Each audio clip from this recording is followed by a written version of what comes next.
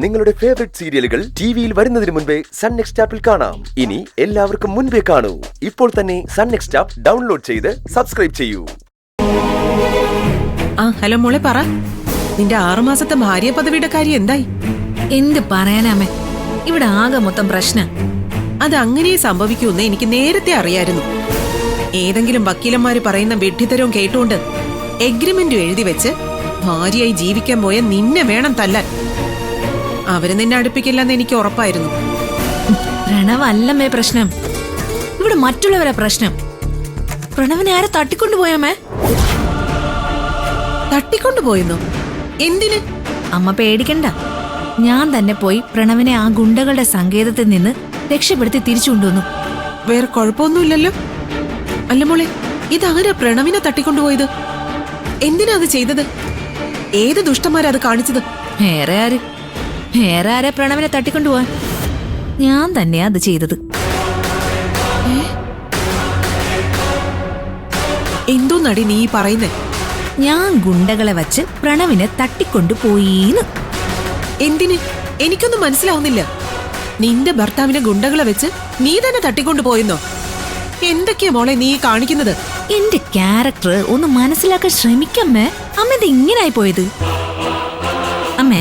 അമ്മ നേരത്തെ പറഞ്ഞതുപോലെ ഏതോ 2 പൊട്ട വക്കീലന്മാര് 6 മാസത്തെ കാലാവധിയും വെച്ച് ഒരു എഗ്രിമെന്റിൽ ഒപ്പിട്ട് കൊടുക്കാൻ പറയുമ്പോ അതിൽ ഒപ്പിട്ട് കൊടുത്തിട്ട് ഈശ്വരമംഗലത്ത് വന്ന് 180 ദിവസത്തെ അടിമ ഭാര്യ പദവിയിൽ ഇരിക്കാൻ ഞാനെന്താ മരക്കഴുതയാണെന്നാണോ അമ്മ വിചാരിച്ചു വെച്ചിരിക്കുന്നെ? ഈ 6 മാസം കൊണ്ട് പ്രണവിനെ വീഴ്ത്തി അവന്റെ മനസ്സിലേക്ക് നുഴഞ്ഞു കയറി ഒരിക്കലും എന്നെ ഇറക്കി വിടാനാവാത്ത വിധം അവനെ എന്റെ അടിമയാക്കി ഈ കുടുംബത്തിന്റെ താറുമാറാക്കി ഇവിടത്തെ രാജ്ഞിയായിട്ട് വാഴുക എന്നതാ എന്റെ ലക്ഷ്യം. ഓഫീസിൽ വെച്ച് ഗൗതവും പ്രണവും തമ്മിലൊരു കശപിശ ഉണ്ടാക്കി. അതിനെ ഞാൻ അല്പം വെള്ളവും ജൈവവളവും ഒക്കെ കൊടുത്തങ്ങ് വളർത്തി. പിന്നെ ഇവിടുന്ന് കിട്ടിയ അല്ലറ ചില്ലറ കശപിശകൾ എല്ലാം കൂടി ആയപ്പോ പ്രണവിനുള്ളിൽ ആ വൈരാഗ്യം അങ്ങോട്ട് തഴച്ച് വളർന്നു. ഞാൻ അതിനെ കൃത്യമായിട്ടങ്ങ് മുതലെടുത്തു. എന്നെ ഈശ്വരമംഗലത്തിന്റെ പടി ചവിട്ടിക്കില്ല എന്ന് പറഞ്ഞ പ്രണവ് നേ കിടക്കുന്നു എന്റെ മുന്നിൽ. നീ കൊള്ളാലോടി മോളെ. ഇപ്പോഴേ അങ്ങ് അതിശയപ്പെടാൻ നിന്നാൽ എങ്ങനെയമ്മേ? ഇനിയല്ലേ ക്ലൈമാക്സ് വരാനിരിക്കുന്നേ. ഞാൻ പണം കൊടുത്ത് എന്റെ ആളുകളെ ഉപയോഗിച്ച് ഞാൻ തന്നെ പ്രണവിനെ തട്ടിക്കൊണ്ടു പോകുന്നു. എന്നിട്ട് അതേ ഗുണ്ടകളെ ഞാൻ തന്നെ പോയി ആക്രമിച്ച് പ്രണവിനെ രക്ഷിച്ചു കൊണ്ടുവരുന്നു. എങ്ങനെയുണ്ട്? സൂപ്പർ മോളെ.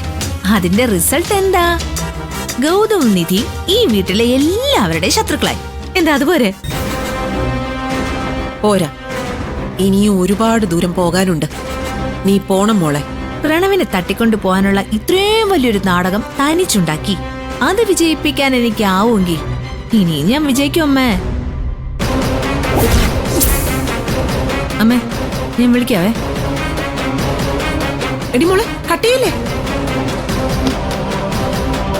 എടി വൃത്തി വിട്ടവളെ, ഇത് നീ തന്നെയായിരിക്കും ചെയ്തെന്ന് അന്നേ ഞാൻ ഊഹിച്ചതാ.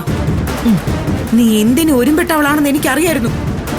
പക്ഷെ ഇത്രയ്ക്ക് വൃത്തികേടും തന്റെയോടും കാണിക്കുമെന്ന് വിശ്വസിക്കാൻ മനസ്സ് അനുവദിച്ചില്ല. ഞങ്ങളെ ഈ വീട്ടിലെ എല്ലാവരുടെയും ശത്രുക്കളാക്കാൻ വേണ്ടി ഇത്രയൊക്കെ കാണിച്ചു കൂട്ടിയിട്ട് നിങ്ങൾ ചിരിക്കുന്നു.